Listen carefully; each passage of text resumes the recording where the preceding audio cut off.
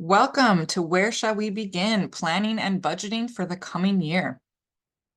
We're going to start with a little bit of welcome and introductions, go over some objectives, and then I'm going to turn it over to Brad Hasskamp from MDE, who is going to give us kind of a funding overview. We have two amazing panelists, Susie Evans and Deb McDermott-Johnson, who are with us, and they're going to be sharing their thoughts to some questions we've posed to them. And then you'll also have a chance to interject any follow-up questions. And yeah, we'll see where this leads. We have time built in for a discussion. We will decide later on if we want to just stay as a large group or if we want to be in smaller group settings. So midway through the meeting, that's when we'll kind of make that decision.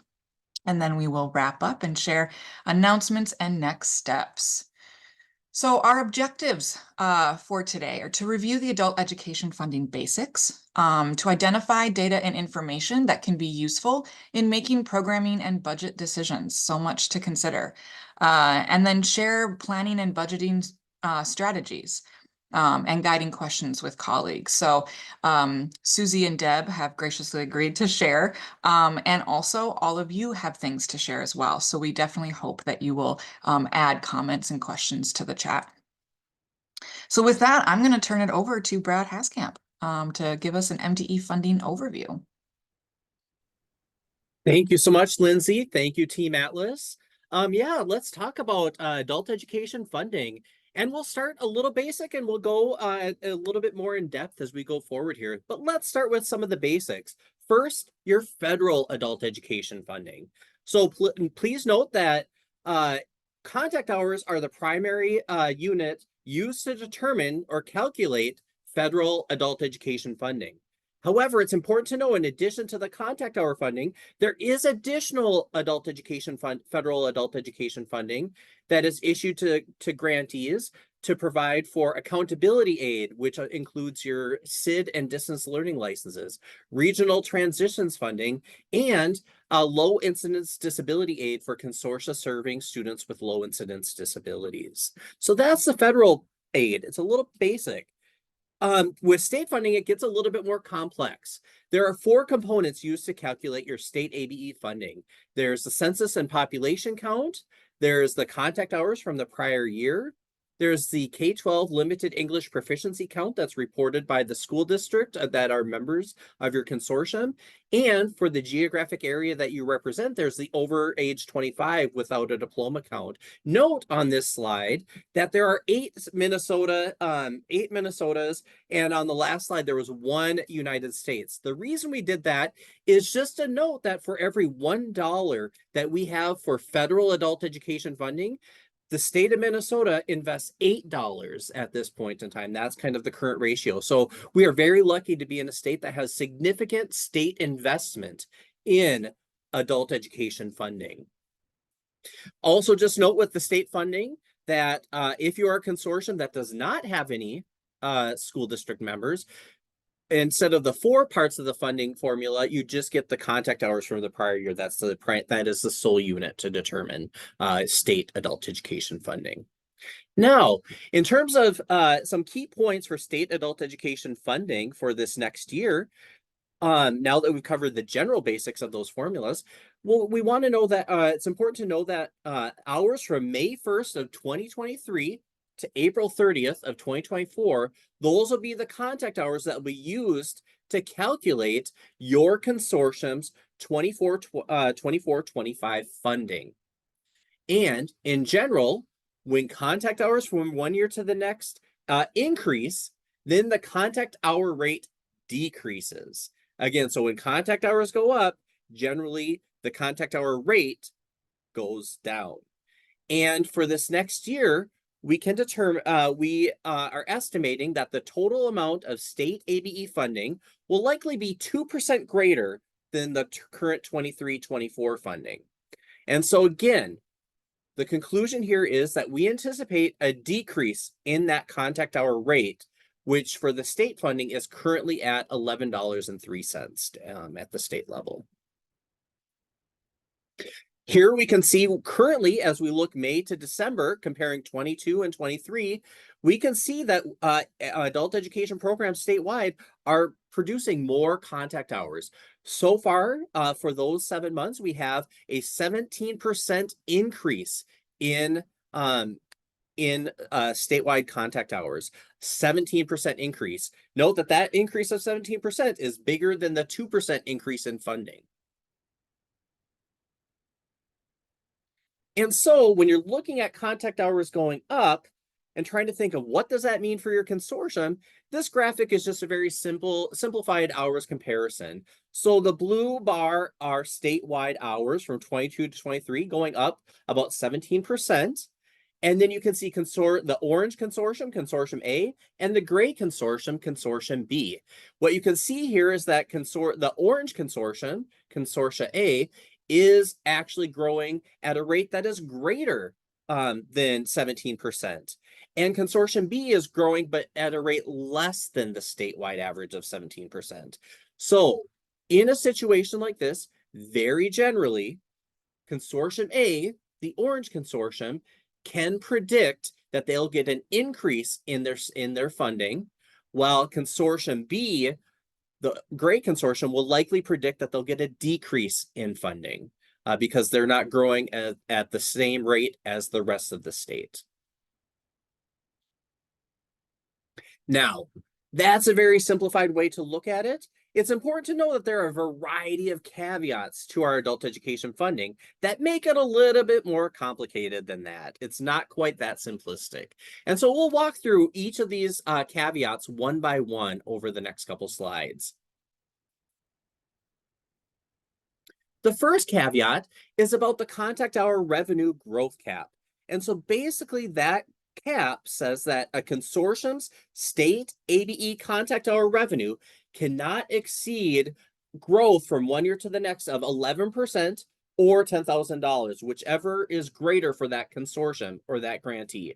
So it can only grow that contact hour portion of the revenue, that one part of the formula of state funding can only grow by a max of 11% from 1 year to the next, or $10,000, whichever is greater.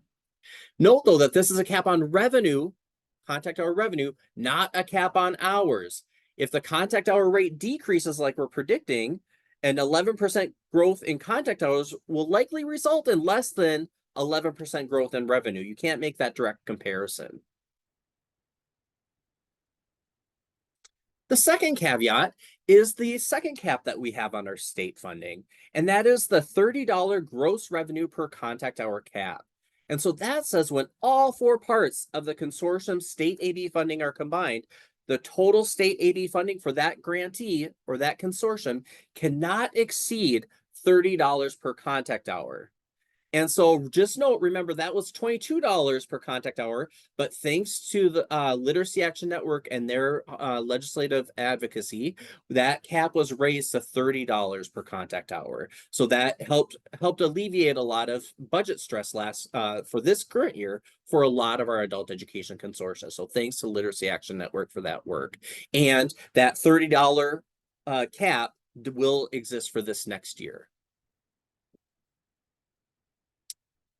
The third caveat is acknowledging that the state formula, the formula that I talked about for federal funding and for state adult education funding, that is how the Minnesota Department of Education determines allocations for each grantee. A caveat to that is many consortia have multiple providers or multiple members, and state statute does not define how consortia fiscal agents allocate that money across their providers or with their providers. State statute defines how funding gets allocated to each of our grantees or to each of our consortia. Different consortia or grantees, they have different formulas or ways that they allocate their funding for their downstream providers. And that is based on your local agreement or your consortium agreement and what's called the consortium annual agreement.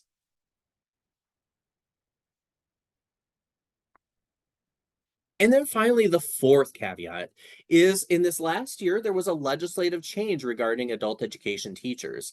And in last year, trying to say this as simply as possible, the Minnesota State Legislature passed a law that removed a potential definition of teachers that exempted or excluded ABE teachers and excluded early childhood instructors. Basically, it says that adult education teachers and early childhood instructors should be part of that definition of teachers, which means then that they would likely be connected to that K-12 teacher contract negotiation process.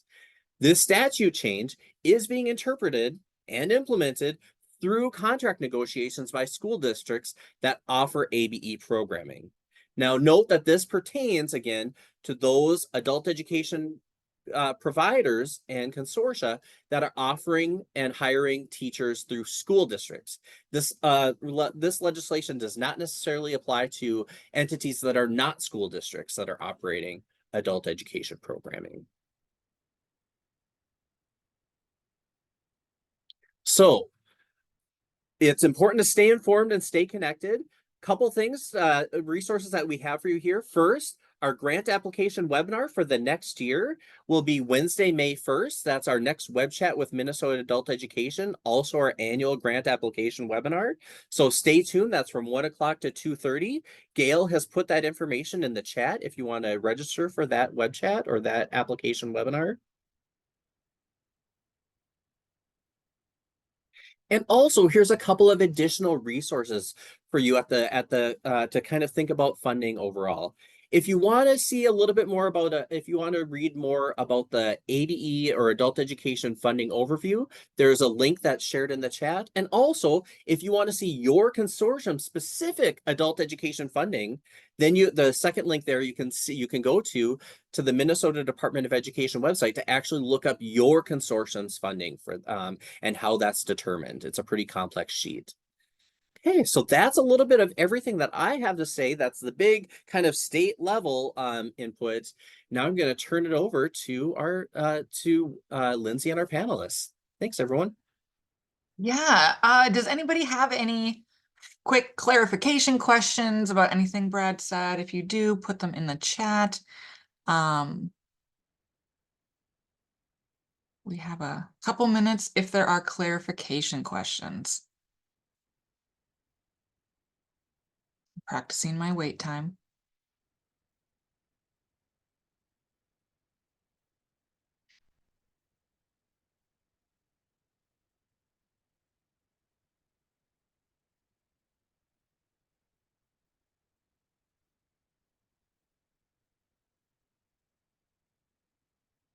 All right, if questions do come in, we'll be able to circle back. But at this point, I am going to ask Susie Evans first, if you would come on and share a little bit about your program, your context, before we get started with some questions. Hi, everybody. Thanks, Lindsay. We are a consortium with South Washington County Public Schools and Hastings Public Schools and became a consortium about 7 years ago. So at that time, we had to do some different type of planning to become a consortium to serve more people with fewer teachers, which is probably the new theme of this teacher negotiation piece that we'll talk about. Our program has an IEL Civics grant right now where we have women and men having their first job experience in the US while learning digital literacy, being a food handler in a kitchen, learning customer service skills, that type of thing that's happening. I can hear it right now, so I love it. We have partnerships with Renewal Corporation in Bayport and Cottage Grove, teaching English in the workplace at their business sites. And so we have a fun, we have a lot going on. And our program serves Dakota County Jail in Hastings as well. So that's kind of the overview of where we are. We're in 4 different cities and 2 different companies. And that's my dog, Lincoln. So he also is, I could talk about him more than I talk about my kids. So. Awesome. I love it. Thank you, Susie.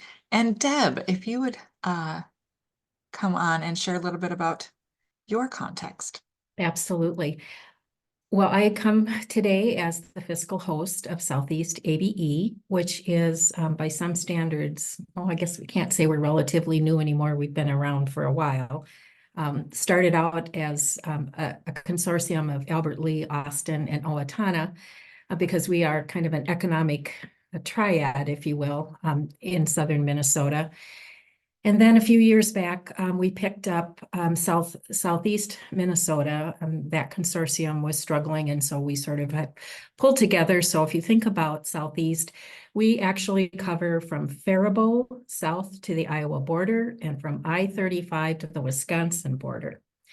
We have 6 program sites within our consortium, which actually has an annual revenue of about, let's see, I guess it's about almost 1.7 this past year, 1.7 million from state money and about 115,000 of federal money.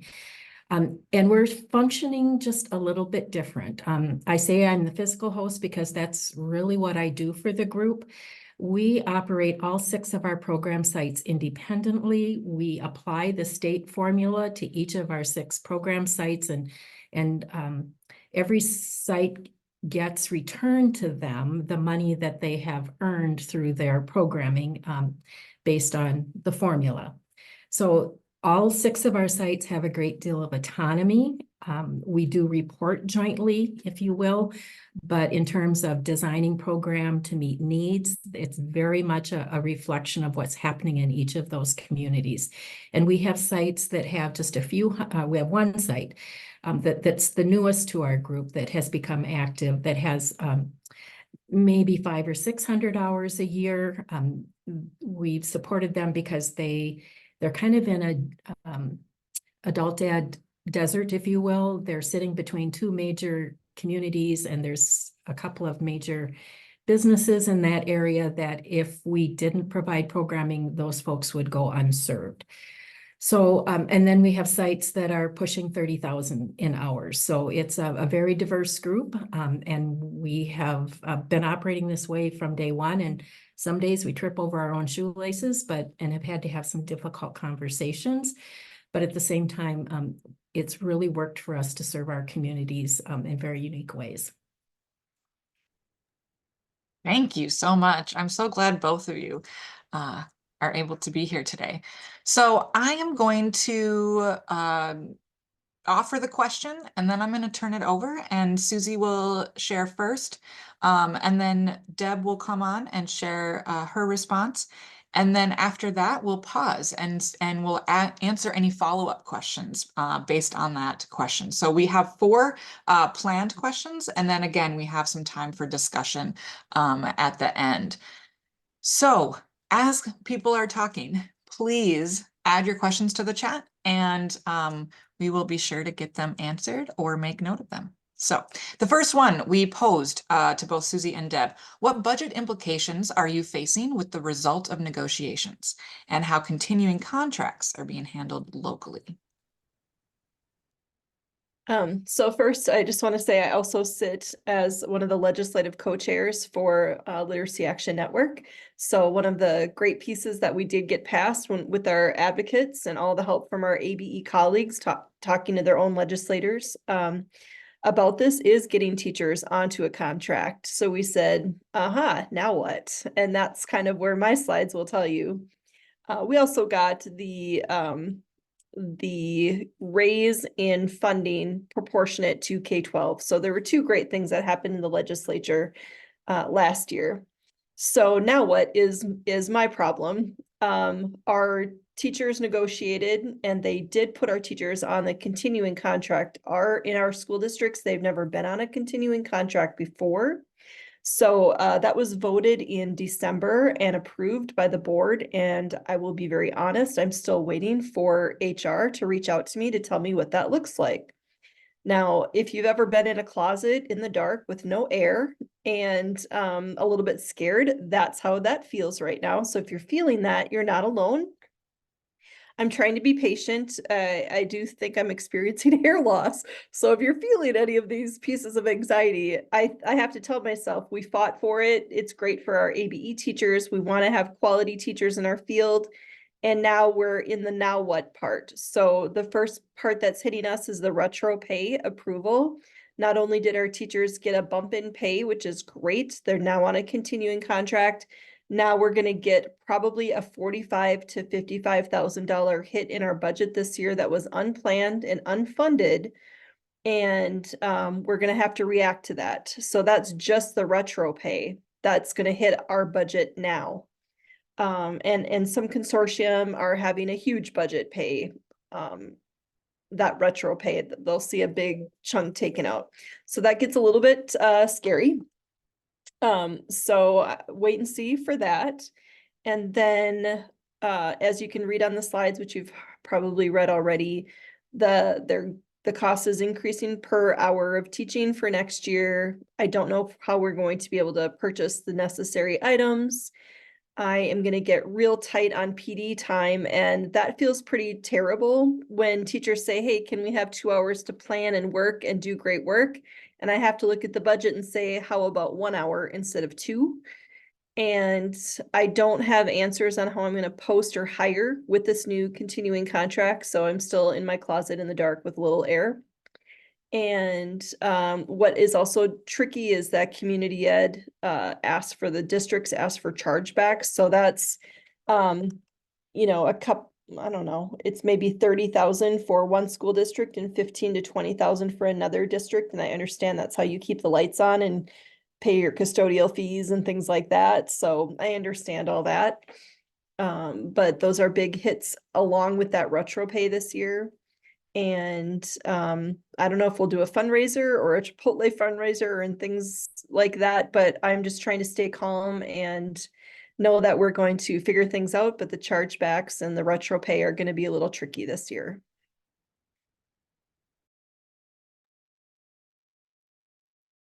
Okay, well, we've talked a little bit already about our consortium model. And so I think we'll just talk a little bit. Most of my comments will be reflective of what's happening in Owatonna, and we have about a $280,000 budget just for Owatonna. But I can share some experiences of how we program and how other districts are struggling with similar yet different decisions along the same line.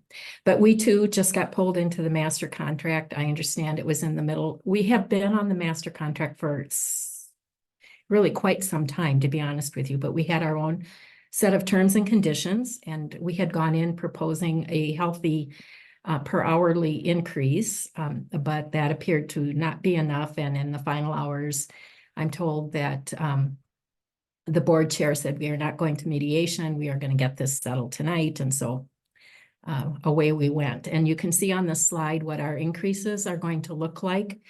And just as Susie said, the retro on that 12% teacher raise is going to hurt, I think. Our challenge is our contract has not yet even been approved by the board. I think we've got another week or so before that's going to happen. So then following that, there will be all this trying to overlay, what does this really mean? What's it going to look like? And that's, like Susie said, same thing. We're dealing with that as well. But I have to trust after all these years of doing this that somehow we're going to make this work, right? That's what we do, and we'll respond and be as flexible and pivot until we make ourselves dizzy, I guess, this year. The other things I added to this slide is that the other things, if you're new to budgeting, looking at your life cycle management plan for technology, we have to adhere to our district plan, which is every 3 years our technology is replaced. Our program is responsible for purchasing that which we use. So that has always been something that kind of hangs out there and leaves me wondering a bit. We do have facility operation and maintenance. We pay for the full cost of operating in the building that we're in. However, ABE shares that with the other programs that are in the building, but it is a significant chunk of the budget. And then, of course, there's always those extra instructional tools. And what I've really noticed the last couple of years with all the cool software licenses that are out there now, that like Burlington English is one that our staff is very fond of, but at $99 a head, and you can't share the licenses, it takes some unique management to make that tool available to our students. And of course, there's always the student supports, transportation, childcare, access to technology. We are currently working with our early childhood program to provide that on-site childcare. However, the district just moved its early childhood program out of community ed into its own department, and I'm finding there's a lot less loyalty to serving our adult learners. And so that it will be one of the challenges that I'll be working with this next year, trying to make sure that we can shore that up long term. The district also has a big initiative on career pathway navigation. We have a district-wide navigator at the high school, and of course, he's doing an amazing job. And so now they are hiring some additional assistance for him. But in order to make that happen, of course, they want a chunk of the ABE budget and the community ed budget to help flesh out that full-time position. So that's something that I'm navigating as well right now.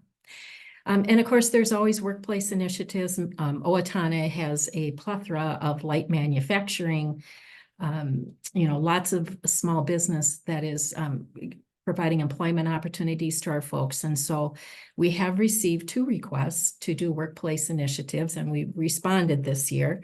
And we actually have crafted some agreements around that, and we'd be happy to share that with folks who are also faced with that at some point in time.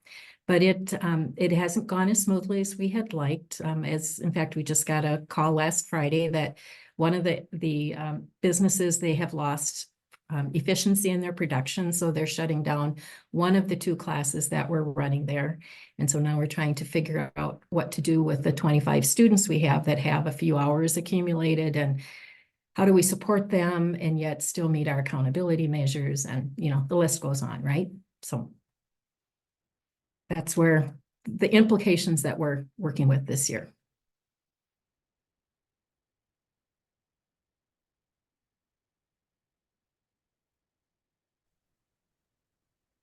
Lindsay, Deb made me think of something too. As we were coming back from COVID, I made some decisions about what I was willing to do for this program to make things work. So in addition to adult education, I'm also supervising adult enrichment, adults with disabilities, senior citizen programming, and our high school credit recovery, which is like 800 students per trimester.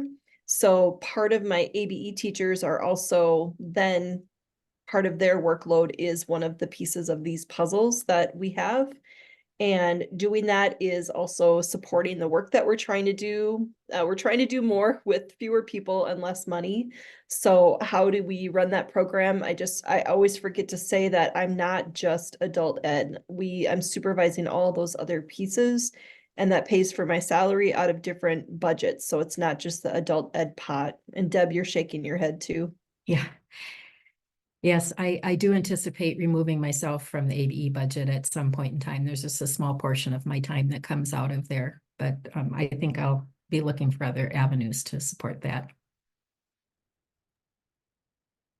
Thank you, Susie and Deb. We do have some follow-up questions that have come in so far in the chat, and then I would encourage others who have questions about this particular question around budget implications of negotiations to put any questions in the chat. So the first one, Deb, is related to your comment regarding being required to follow the district lifecycle management plan for technology. And Clarice is wondering whether the funds still come from ABE. And then she's also wondering if anyone is part of the school district levy so that tech is included. Yes, we are required to follow the plan, and yes, we pay for all of the technology that is used specific to ABE or adult ed, and that's true across whether it's our school age care program or any of the other avenues as well. And whether I would say no, we are not accessing any of the tech levy from our program standpoint. It's likely helping underwrite our IT department, which is, we have about 5,200 students in our district. And so we have a pretty robust IT department, and they have their own funding challenges, right? So I think that's where a lot of any tax incentive that we're getting there is moving in that direction. Right, okay. And then we have a question from Chelsea, question out to everyone about whether teachers are on the K-12 teacher salary schedule. And then she's looking for clarification from you, Deb, about whether your teachers are on the K-12 teacher salary schedule. Okay, I can start with that, Susie. Yes, Owatonna has been on the master contract for a number of years, but again, within the master contract, we had our own set of terms and conditions, and we remained hourly. Now, as of a month ago, when they negotiated the new contract, we will be salaried. And so we're trying to figure out 196 days at 6.5 hours does not make a very effective adult ed program. So we're trying to understand how we can take that salaried contract. Well, and they said that contract equates to about 1,337 hours. And here's the biggest shift I think that it's going to be for us. In the past, to get full-time equivalency, we've had to have 1,297 hours, and we got full-time equivalent. Now, under the new contract, we have to go to 1,337. That is probably going to be a challenge for us. We have purposely tried to maintain full-time equivalents in both our instructional and support teams, because that we just really stopped the swinging door in our staff and started to build continuity and, quite frankly, some quality initiatives when we stabilized our staffing. I know that's not true of necessarily of some of our other sites within Southeast.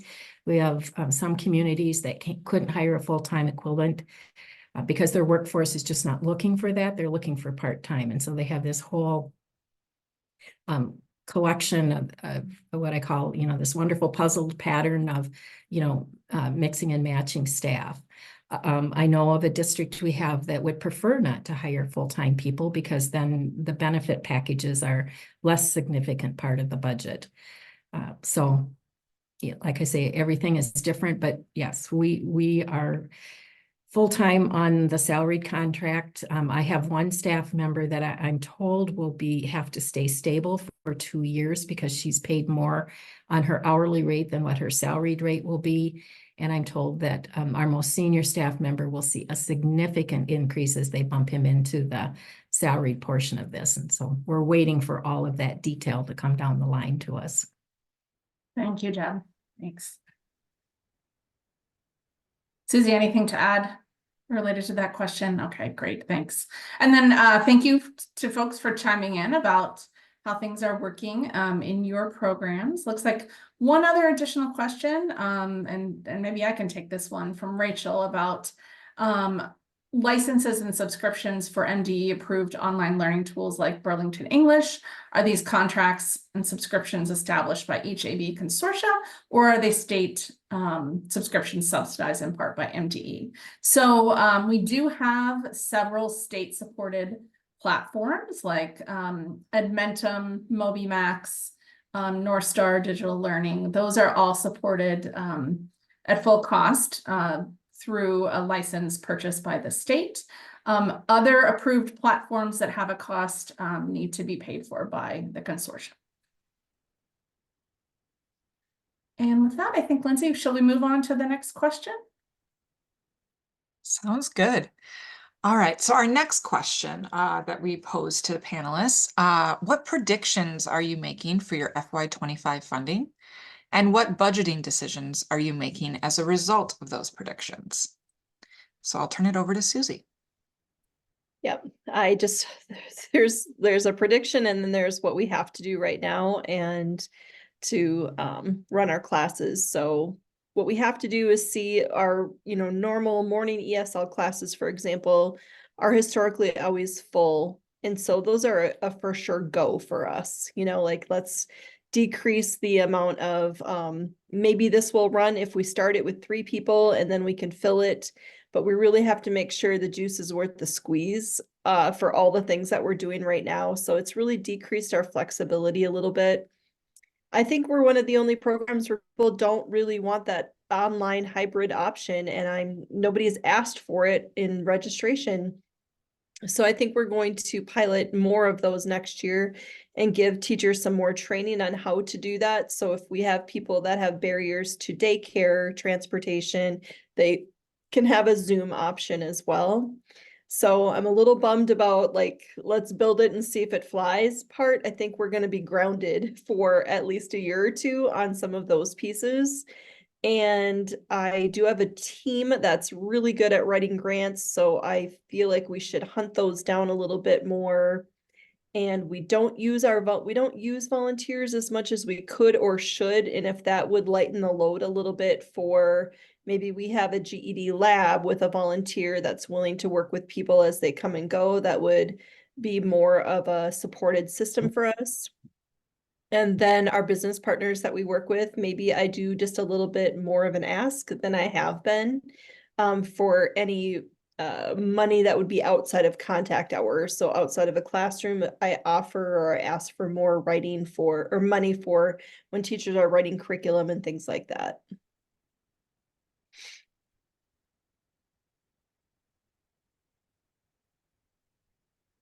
Okay, for Owatonna, just here's our prediction. I'm expecting, based on the fact that our contact hours are up 17% already this year, that 5 of our 6 program sites will cap for this year. Our contact hour rate last year was $9.74 because we also had a significant number of our sites that capped. And you can see that we're up 17%.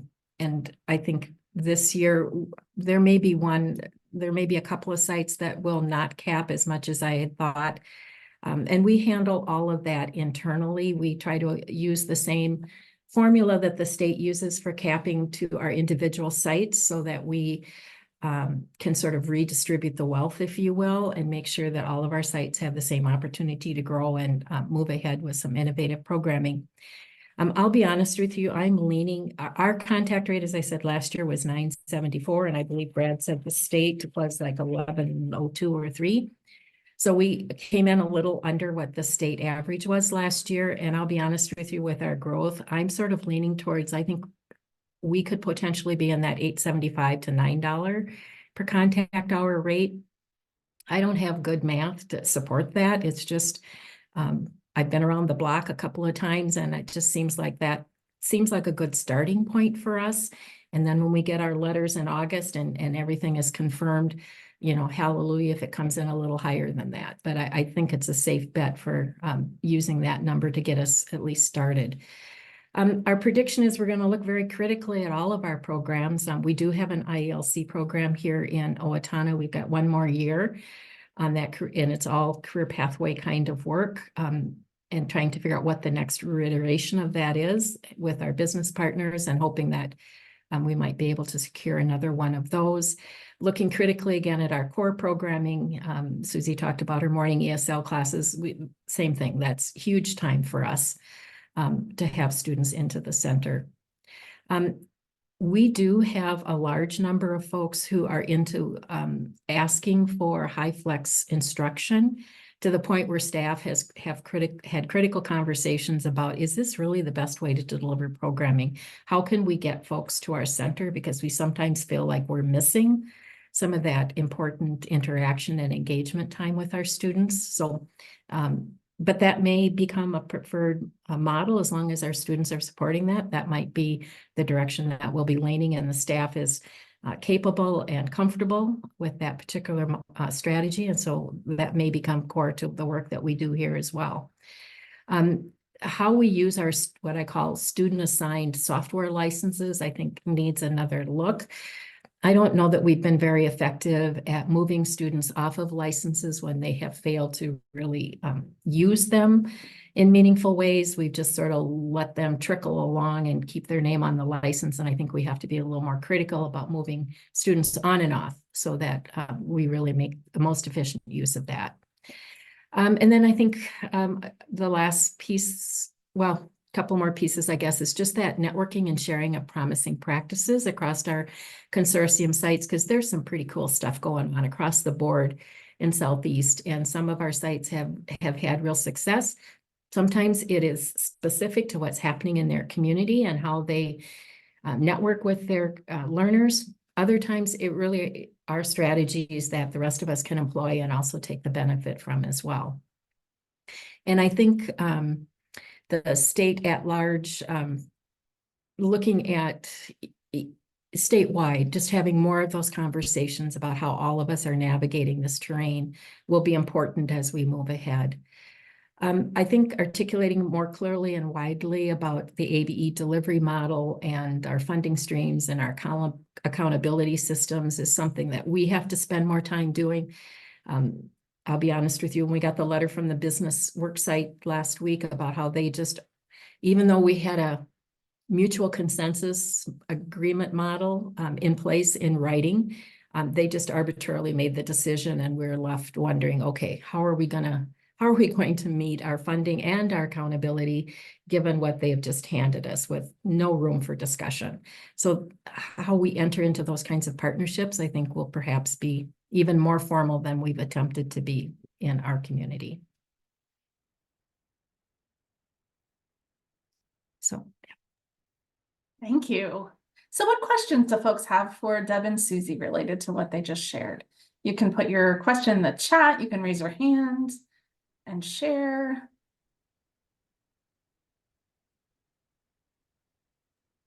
Just a note on the chat, the teacher, just because the teacher contract was approved, they're still ratifying all those details. So some of the questions in the chat are like about your sub rates, or Right. if I absorb a class if I'm a teacher and I absorb somebody else's class because the teacher's not there, I get a new fixed rate of pay.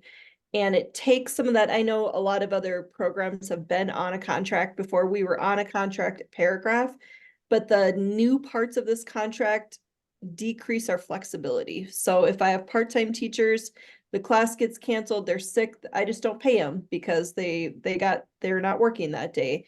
Now, or like Deb's situation, you have a teacher who has been promised a job and the business says, sorry, we can't have classes here anymore, then I have to fill those hours for that teacher instead of saying you're part-time and now this got cut. And so there was some flexibility to save money, and now we have to be super diligent in those decisions. Great point, Susie. Thanks for raising those issues. I am not seeing any questions coming in. Why don't we move to the next question, Lindsay? But please feel free to continue thinking about what was just shared and adding any questions that you have. Sounds good. So the next question we posed, what data or information are you considering as you are budgeting and planning for next year? So Sapita and Becca work with me on a lot of these prediction pieces. So I just wanted to share one of the Google Docs, for example, that we use. So we say, this is the class that we're going to run. This is how many days a week, how many hours, how many students do we estimate, or how many chairs do we have in that room, since our rooms are usually small, how many estimated contact hours per week, how many numbers of weeks. And so this table right here really gives us a prediction of potential contact hours, and then how much am I paying out in salary plus benefits. And like I say, is the juice worth the squeeze? Would this really work? Is this kind of a guaranteed piece? So we use these predictions, and this is what we're starting on for the fall, to say, can we afford to do this class? How much will this new teacher rate be? And will the contact hours cover that? Or do we have to find a room that can fit 20 people instead of 12? So this is just a sheet that we use to plot things out. The hard thing about adult ed that we all share is that it's not compulsory education. You know, you have 800 students coming in the door. Politics changes it, everything changes it. So when we make these predictions, we hope for the best, that people find us and that new to country families in our school districts find us. So there's all those pieces behind here to say, are we doing our marketing well? You know, do our EL high school and middle school and elementary teachers know about us? So all those things go into the planning as we plot out something like this. This second one is just an example of what we use for quarterly reports too. So as we're looking at classes for next year, we kind of go back to say, well, this, first session went pretty well, but what did our next sessions look like? And we pull from SID the pieces in here so that we can say things at this site are going well, but why are the numbers up so high over here, or what's happening over here? And then this gives us a good viewpoint of what we're looking at quarterly. And this is what I share it with our consortium members as well as our staff. So everybody knows who we're serving, what we're doing. Are we reaching the people that need us? Who are we leaving out? Those types of things. So if you want any copies of this, you can just let me know. I just think it's a great snapshot as I'm presenting to my community ed and superintendents people.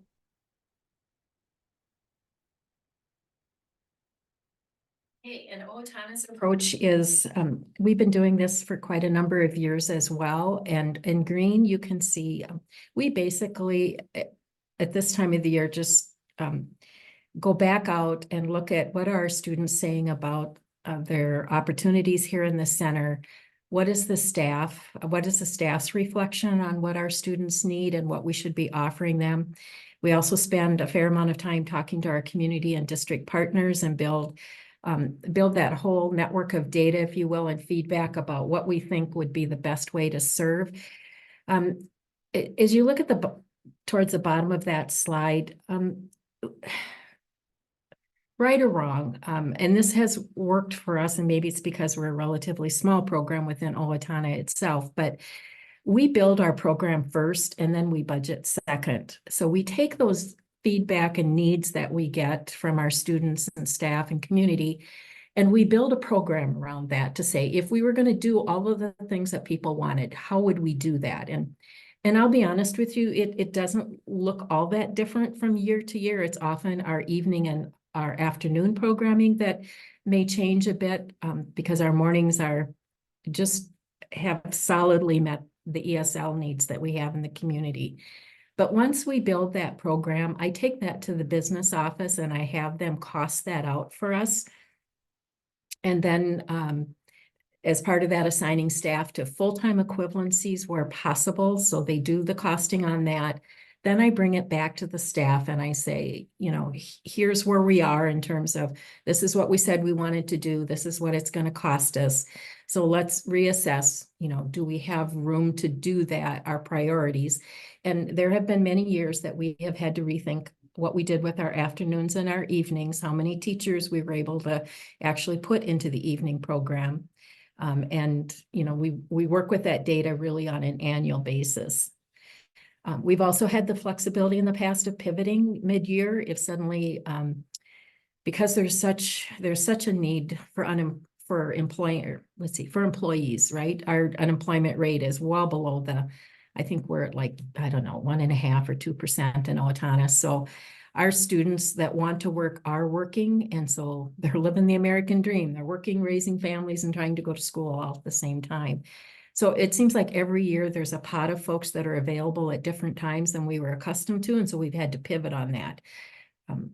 I'm still trying to understand if we're going to have that flexibility under the new contract. That I understand people are going to be salaried, but if I can build positions based on 1,337 hours, and we have the ability to assign those on an hourly basis throughout our 12 months, we're going to be okay.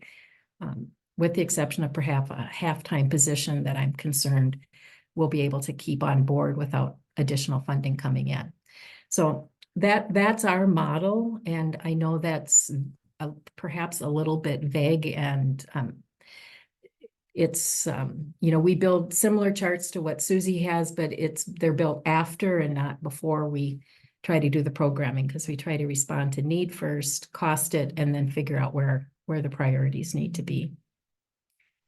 So I think we're probably ready for questions again. Yes, thank you. Great to hear some different approaches and ways of thinking about this puzzle. While people are putting some questions in the chat, one question I had, Deb, was just how you go about collecting student feedback and what type of information you're using to make plans. Susie, you want to start? That's a really good question. I always like to look at the butts in the seat. That's the way we think about who's there and what do they want. And just like Deb said too, it's going to be tricky for us to pivot to say, we know according to our workforce, our career force centers, that digital literacy is the thing people need. And then you plan a class, you get the county involved, you have a teacher ready, and then 2 people show up of the 32 that are registered. Because like Deb said, American Dream, maybe they got a job, maybe their kid is sick, it just goes on. So it's really challenging for that. The student feedback piece is, the morning is the most counted upon, and then we have our evening GED and diploma, and offered Zoom with that. But student feedback is hard with every piece of our program, because if you're from other countries, a lot of the feedback is, we love our teachers, thank you, we love you, thank you. Right. And we'd like to know, what can we do better? And we don't get a lot of that. I'm curious about what you have to say, Deb.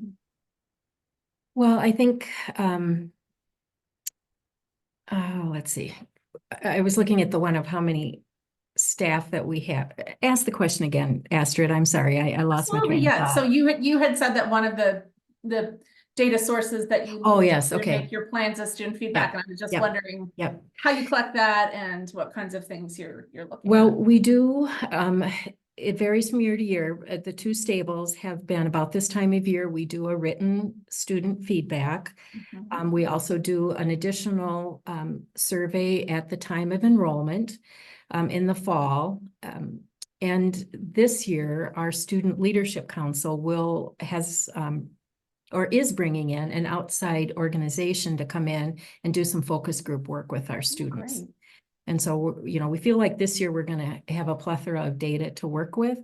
Our challenge is always the folks that complete the surveys and the focus groups aren't always the students who stay with us, because Right. life circumstances have moved on. So, but it is, equally as important to understand our business partners are, in fact, our group was just out visiting a manufacturing firm today, and they couldn't be more thrilled knowing that there's a population of adults in our community that are, in fact, prepping up to go to work. And, so their needs, they're being very gracious with their time and their expertise to help us give folks some pathways into employment that perhaps in the past were both unknown to us and unavailable to students. Right. Excellent. Deb, we have a question about how many staff you have. We at have Owatonna. 2 licensed teachers. Our 3rd teacher, as we call her, is actually regarded as a paid tutor because she has a teaching degree, but is not licensed at the time.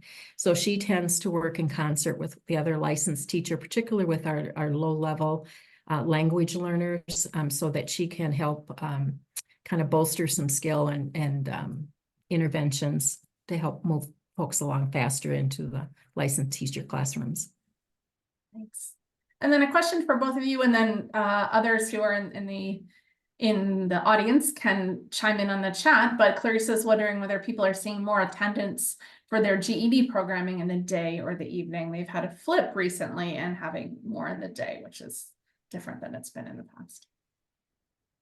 Well, a flip is certainly a good way to describe it in Owatonna. On any given year, we're all geared up to go afternoons, and then they all show up in the evenings, right? Currently, we do not have GED in the evening. We do have GED tutors that come in and work specifically on math and writing. Those folks are volunteer, and so we tried to kind of coordinate a pretty collaborative schedule with those folks and use our teachers as their expertise to make sure that we're meeting student need. And all of our GED now is in the afternoons. Okay, thanks, Deb. What about you, Susie? Evenings, and if people come in during the day, one of us is around. So we have a coffee shop here too, so they can sit at the coffee shop or they can sit and work at a table, but it's not enough people during the day for us to staff a teacher. Thanks. Yeah, interesting to see that it's really varies program to program. Okay, Lindsay, should we move on to our final question? Yes. So the final question that we posed, what new things are you planning and hoping to fund and why?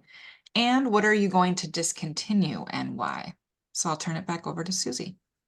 I like pictures, so I thought just another graph of what we look at. This is an example in the red.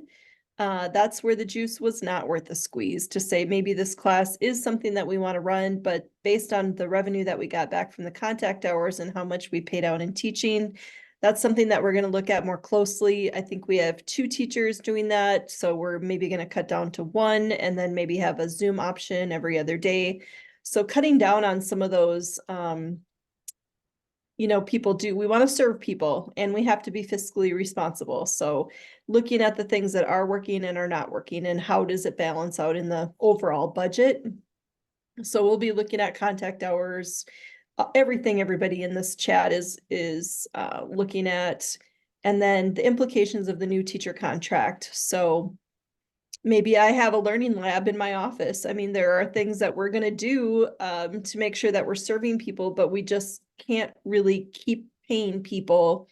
Even both of our program sites are moving in the next 3 months. One is in Woodbury, we're moving to a mall because they're doing construction for 16 months. And then this summer, our site's going to move again. So what does that do to our contact hours? And what does that do with, can I pay teachers to pack up boxes? Like, these are the things I didn't think about before, where I'd say, sure, stay another 2 hours and pack up all that stuff and put labels on it. But now I can't afford it with the retro pay this year or anything. So every decision, I feel like my creativity is just a little capped right now. So if it's a valid partnership, we're going to go for it. But it's just, I'm not going to build that plane as it's in flight anymore. I just feel like I need to ground myself and be very responsible. And am I going to lose teachers? I'm probably going to lose some teachers because they want hours. They want that flexibility. They deserve it. I get it. And I also am responsible to the dollars. So it's tricky. Yeah, I think, Susie, you're a little further down the road than some of us who have just, you know, like in Owatonna's case, still waiting for approval on that contract. I don't think reality is fully hit yet, and we're living on a little optimism, and I'm going to take that and run with it for now. The new things that we're going to be looking at is targeted pre-planned use of our PD days. And one of the other caveats for Owatonna is that we are going to use 3 student days this next school year for the READ Act. And so we are not going to be serving children on those days, and staff will be in professional development, be they the READ Act or our middle school and high school, because they're not required to have that yet. They'll be doing their own PD. Well, that's more PD than, those are days that typically when we're out for PD or conferences, non-student attendance days, we typically don't run an ABE because our learners all have families. And so if their kids are home, they are home, right?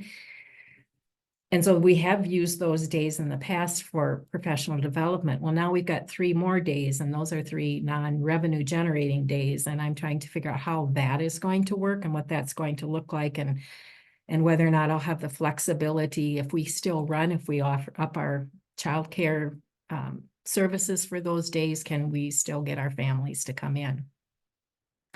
I think we'll be, so one of the issues that I want to look at is, are we going to be able to flex some of those staff development days and the work days the district has on the calendar? Are we going to be able to flex those into Fridays, which are not typically program days for us? Still going to cost us money, right? But it's not going to cost us seat time or contact hours.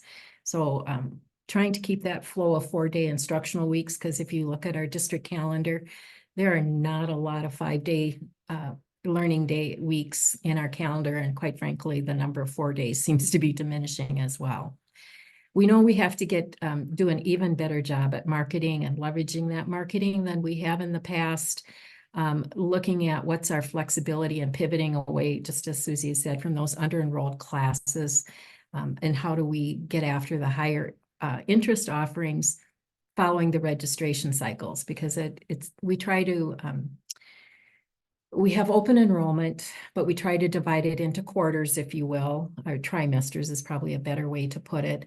And then change up our offerings at that trimester point so that we can get to the interest offerings and try to hook people into the learning in the center. I'm not quite sure how all that's going to work, but I think we'll do that in a more targeted, intentional way. I think our worksite models will be revising those agreements, and they will just have to have stronger stance on attendance and financial expectations, which is something I'm just personally uncomfortable talking about with our business partners, and yet I don't know why, because they certainly understand this. But I just never want folks to feel like they can't be served because of finances. And I'm, that's kind of that yin and yang of what we do, right? And then we really have a need to do some career tech ed lab experiences for our students. We called them learning labs this last year, had some real success with that hands-on learning with our folks. And we're hoping that we could sort of build out some space in our building to accommodate more of those topics that you see on the screen. I think that's probably out of the question. We're going to have to find ways to coordinate with our school district or the greater district around those. We have a brand new, beautiful high school that's got some of the best CTE space probably in the state. Our challenge has been that our local community college is using that same space for their learners after the student day, which is making it virtually unavailable to us in adult ed. So we've got some conversation to be had around all of that, and that will need to be a priority for this next year. The things that we're going to discontinue, we've had our own ABE calendar, if you will, for a long time, and we're going to have to figure out how to blend that into the K-12 system calendar, or now I guess we'll just call it the district calendar, and find out what that flexibility is going to be. I've always held dollars out in kind of sitting on the side, as I call our opportunity fund, for that flexibility when something new happens in the community that we can respond to in a great way. I'm not sure that that's going to be able to be the case anymore. I think that opportunity is gone. Any opportunity we have is going to have to come with a funding stream attached to it. And then our initiatives, as I said already, to build those adult learning lab spaces. Probably we're going to have to figure out how to partner and share differently in the community and within the district around that need. So I think we're ready for questions. Again, there, Ms. Astrid. Great, thank you. Let's see, I'm not seeing any questions yet for the two of you. Again, encourage people if you'd like to raise your hand and ask a question. Lots of really interesting ideas that Susie and Deb just shared around their thinking about new and discontinued activities. Encourage people to chime in with any questions or thoughts about what you are thinking about adding or discontinuing. And then there is a question, Kirsten is asking of MN-ABE leadership around trends in the state. Are most consortia running a 4-day instructional week versus 5 days like K-12 schools have? And are most consortia running year-round or 9 months like K-12 schools do? So I would encourage folks to maybe chime in to the chat with the answer. I can take a stab at that question, but I don't know that it's incredibly data-based. It's more of just my general sense, and I can ask Brad too to chime in. I don't think we're collecting that information currently, but my sense is that most programs are running the majority of their programming 4 days a week, with more limited programming on Fridays. I think a number of consortia choose to run specialty programming or career-focused programming on Fridays, but Fridays tend to be lighter days. And I would also say that the majority of consortia are running programming year-round, often with shorter sessions in the summer or fewer hours in the summer. Brad, do you want to add to that or weigh in on that question? No, I think you've putting the info in the chat. Thank you, Astrid. Yeah, I think you've answered it really well. Again, we do not have statewide data for everyone's current schedules. So we can't answer it with hard data, but anecdotally, Astrid, my impression is the same as yours. It has been interesting over the last couple of years. As we've seen, as Deb and Susie have talked about more high flex classes and distance learning classes, as that demand has increased, what it also seems is that students' ability to attend live classes has somewhat decreased in some program spaces where sometimes like students would participate 4 days a week, and now programs are thinking more like 2 to 3 days a week. It seems more realistic in terms of live programming. But again, that's just anecdotally what I've heard from some programs. Thanks, Brad.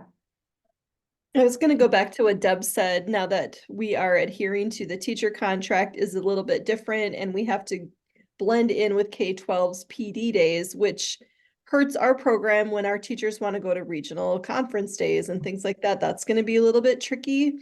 And then Becca kind of did a workaround when our parents would be home if it was a K-5 day off.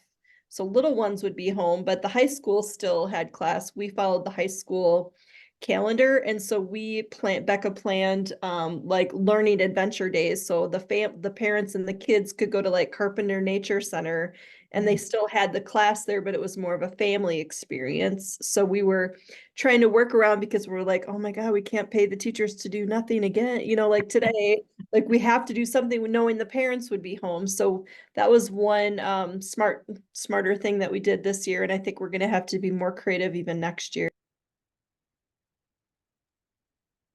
Thanks, Susie. Lindsay, am I missing any questions in the chat?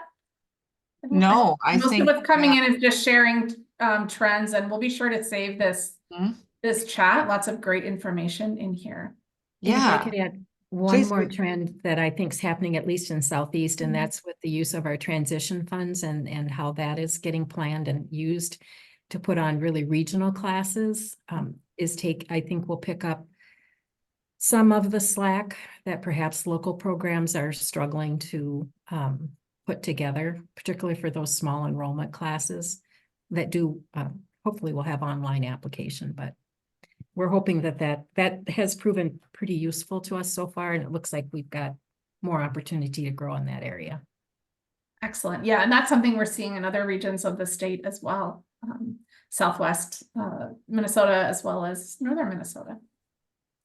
So I think we're going to transition now into broadening the conversation to the whole group. So I'll turn it over to Lindsay, but thank you so much, Deb and Susie, for speaking in such a detailed and honest and reflective way. It's really helpful to hear how you're going into planning for the next year.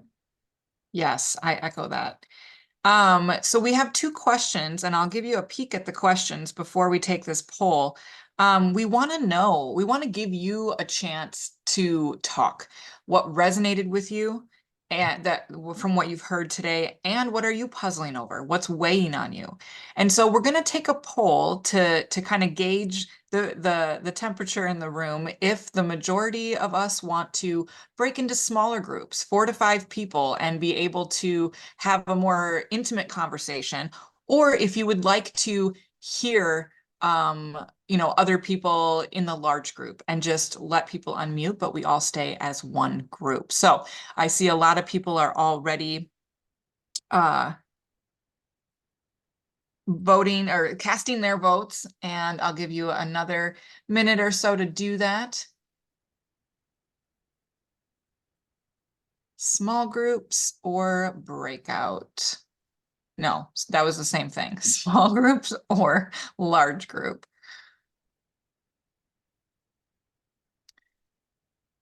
Okay. The majority of us have answered, and it looks like overwhelmingly people want to stay in the large group. So, we will do that. And so I invite you to, you can put things in the chat, but I also invite you to unmute, and you can turn your camera on and share an answer to one or both of these questions. What resonated with you? What are you puzzling over? What's weighing on you? So does anybody want to start?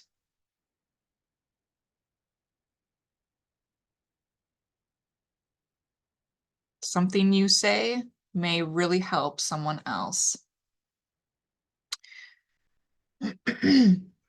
This is Karen from Mankato. I have something I'm thinking about.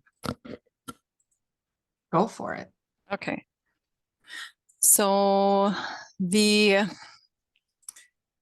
Thing that's come up lately here is the idea of claiming unemployment in the summer with the non-licensed staff.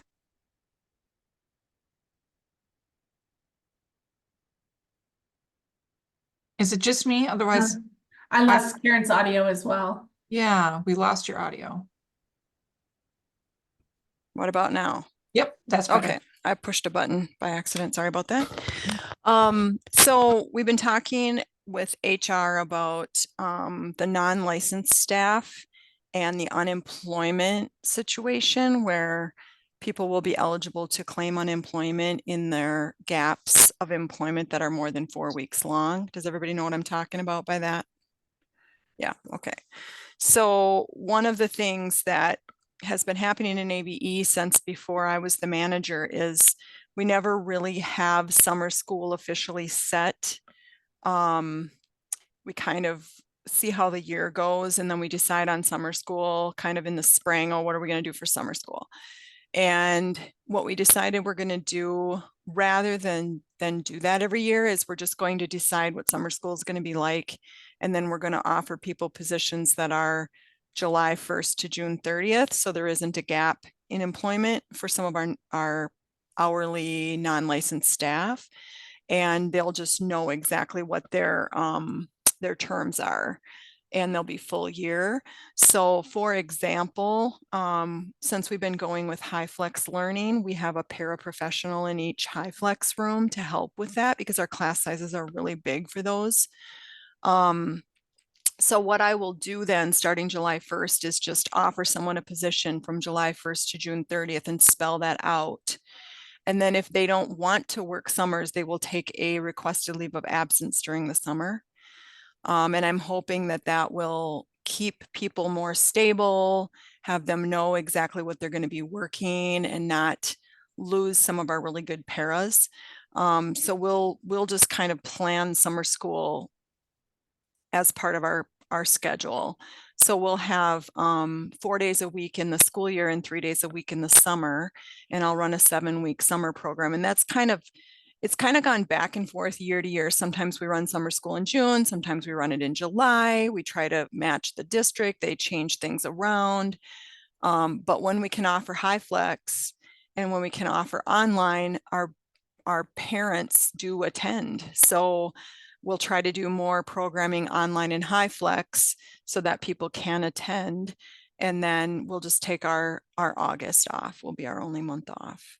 So that's just one thing I'm thinking about is how to try to keep things stable for some of our non-licensed staff so that they have employment through the summer and hopefully won't have to go take unemployment and align our programming so that it's more clear ahead of time what it will be.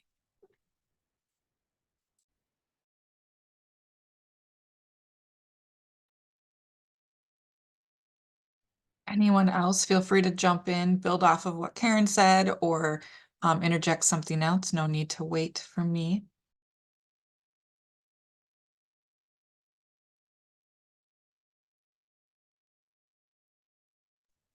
You know, another thing that I was thinking about too, this is Karen again,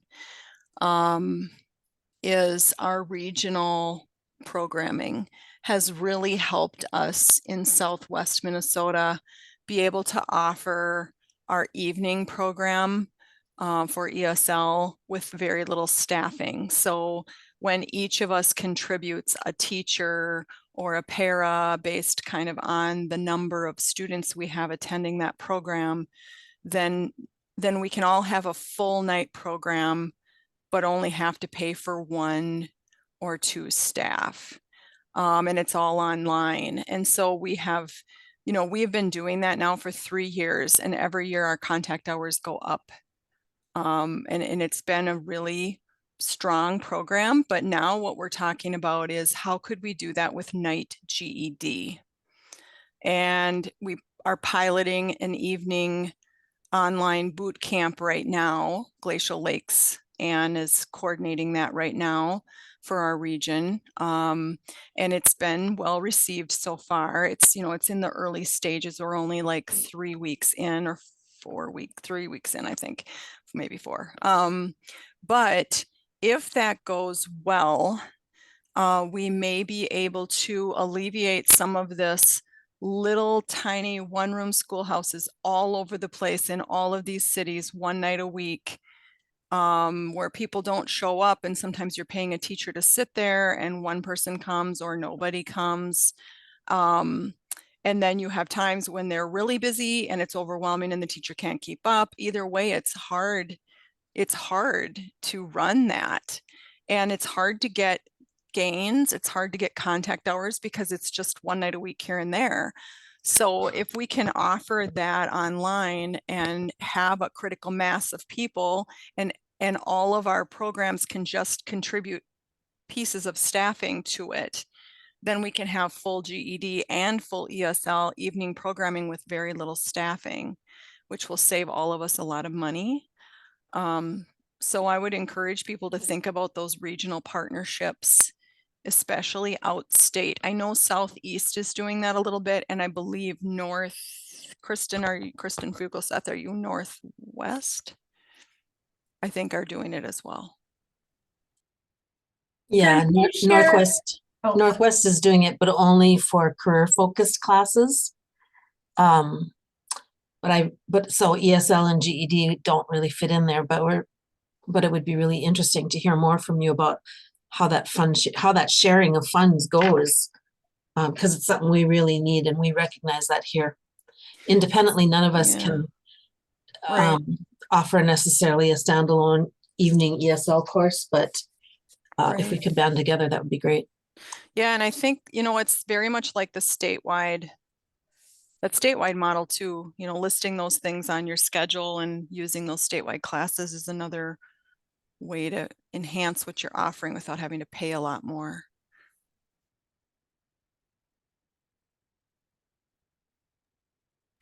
So can you share a little bit more about the online boot we camp? share that on the online boot camp, and then also just the cost sharing for staff for the regional classes? Is Anne Trokel on the call? I am. Can you hear me? Anne, this is your baby, so I'm going to let you talk. Thank you. Nothing like putting you on the spot or anything. Okay, so the GED boot camp, we have let's see, teachers from 3 different consortia and assistant teachers from 3, or tech teachers we call them, from 3 different consortia. We utilize a Mary Kate from Mankato created spreadsheet to track which consortium the students that are registered are from, so that we can record and give the contact hours back to each consortium that enrolls a student into the program. So we designed it to be an 8-hour final push for students who had a GED ready score of 140 or higher, which was a likely to pass. And these classes are Tuesday and Thursday nights from 6 to 8 p.m. Focused on just the final tips and tricks you would need to know to get a few more questions right to pass it. So as you would kind of guess, we had 25 register. We had 15 show up on the first night, and we had 11 that persisted through the 4 math classes. As of right now, we've seen 2 of the 11 have passed their math official, and 2 or 4 of them have seen an increase on a GED ready test since that class started. And we are in week 2 of the reading right now, I believe. So, we're just kind of going to gather a whole bunch of different data around how this works, what's working, what's not working, and then revisit and see what we could come back next fall with for next school year. So I don't know if that answers the questions or not. Thanks, Karen, for calling on me.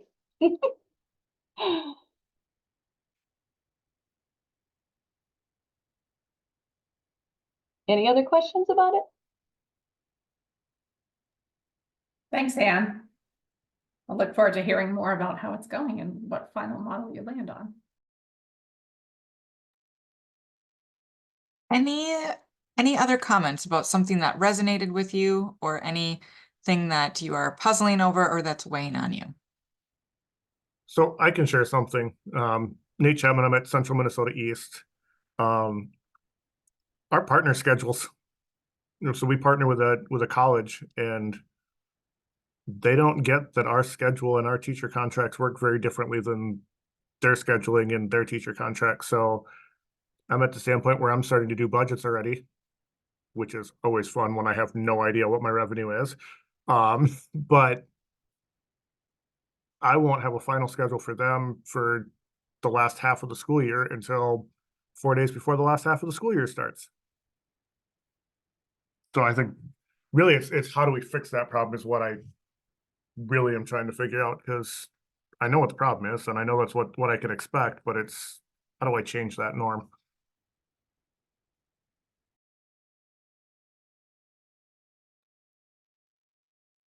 Any comments or responses, ideas to what Nate shared?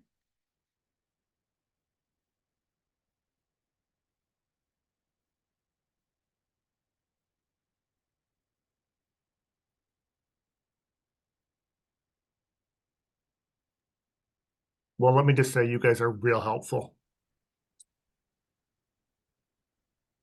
Oh, thanks, Susie. Susie, offering more. You're welcome. more dark Come on closet. in, Nate. Oh, man. Well, if anything, if nothing else, it just confirms how much of a brain teaser it is. So I am going to share my screen. We have a few announcements to share. And I mean,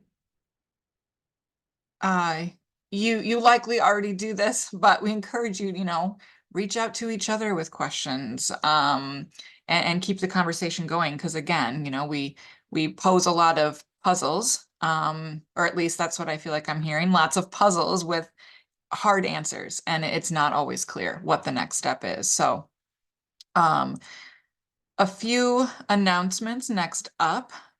We have Astrid, actually, do you want to say something about this? Nothing like putting you on the spot. Yeah, sure. So my colleague Brandy Logan, who is our high school equivalency specialist, is hosting monthly HSE testing coffee talks. So this is an opportunity to come together with colleagues from around the state and MDE colleagues to share challenges and issues that you're having around high school equivalency testing. There will be another one next Tuesday, and you can find information on the Atlas event calendar. Thank you. Metro Regional is coming up, and it is in person. First time since March of 2020. So this is a big deal. Friday, March 1st, which is just now about 2.5 weeks away or so. It'll be at the DoubleTree in Roseville, and registration is open. So definitely be sure to register. There will be for administrators specifically, there will be a conversation led by Jen Willett-Schramm and Chelsea Ritland, where you can kind of talk about things that are on your mind in person. And so they will be facilitating that session. And then there are lots of different workshops and relicensure options available for teachers. The Adult Career Pathways Institute. This is a save the date, more information coming, but Friday, April 19th, it will be in the morning, a half-day virtual event. And so definitely encourage you to attend or to share the news with those who this pertains to. Really talking about IETs, SSLOs, credentials, employer partnerships, and more. And just, again, an opportunity to network with people doing the same work. Our next administrator webinar in this series, so this was the second webinar this year for administrators, the third in the series of 3. We are planning on revisiting a topic from the Language and Literacy Institute leading ABE programs with a trauma-informed lens. So we've invited Lucille Rosario to come back. She did a keynote on Thursday of Language and Literacy Institute and really talking about impact of trauma on organizations as well as individuals. And so we've invited her to come and really specifically speak to managers about leading programs with that trauma-informed lens. So we encourage you to save the date, Tuesday, April 23rd.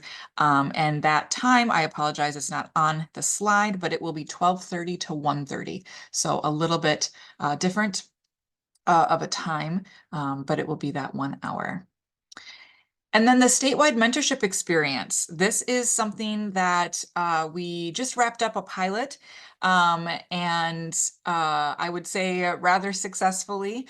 And we are planning FY25 cohort. So if you are interested in becoming or having a mentor, there is a link on the slides, but also I know Gail put a link to all of these announcements and all of these links already in the chat. So everything is just in one spot, but there is a link on that document where you can find out more information about the statewide mentorship experience. We had a couple of administrator pairings in this in the pilot, and the feedback was that it was very helpful to have that person for a finite period of time, for 12 weeks, to kind of just be able to touch base with and ask questions and get that one-on-one help or feedback, be a sounding board. So definitely encourage you to check that out and to spread the news, especially to new teachers. So after the webinar, you're going to receive a PDF of the slides, the recording of this webinar, the evaluation for this webinar, and the CEUs will be embedded in that evaluation. So don't click out of the browser until you download your CEUs. And then there will also be the link that Gail shared to the announcements and future PD. Thank you so much for joining us. And we hope to see you soon at one of the future events.